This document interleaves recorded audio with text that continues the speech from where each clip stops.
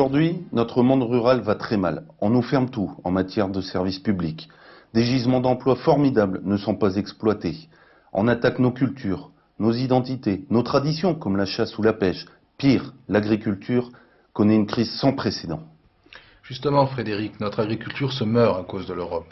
Oui, justement, c'est un constat que l'on peut faire. Avec l'élargissement de l'Union européenne, on a fait rentrer nos principaux concurrents agricoles contre lesquels on ne peut pas lutter en termes de concurrence. Il faut au contraire exploiter de nouveaux débouchés, de nouvelles productions. Par exemple, les biocarburants, ça nous évitera de les acheter aux États-Unis ou au Brésil.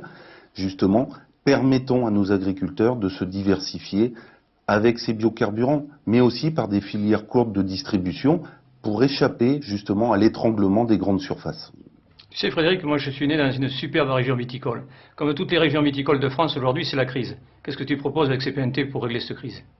Mais justement, c'est de peser contre l'Europe. Encore une fois, l'Europe impose les arrachages de centaines de milliers d'hectares de vignes chez nous, américanise complètement les goûts. Je suis désolé, notre vin, c'est un produit culturel à consommer avec modération, mais qu'il faut soutenir, qu'il faut promouvoir. Revenons justement sur la législation portant sur cette promotion du vin, mais également en matière de restauration, qui est un formidable moyen d'écoulement justement de nos produits de qualité.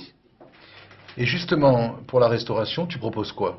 Mais de baisser la TVA à 5,5% dans les métiers de la restauration. Ça créerait énormément d'emplois durables et ça permettrait d'écouler justement la production de qualité de nos agriculteurs.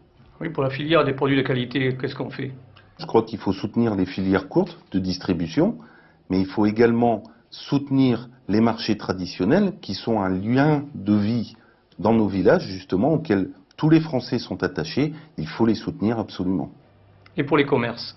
Et pour les commerces, développons le petit commerce de proximité, justement, pour échapper à la pression des grandes surfaces. En soutenant les petits commerces de proximité, on pourrait baisser les prix et les rendre abordables pour tout le monde, et surtout d'assurer leur présence dans les petits villages.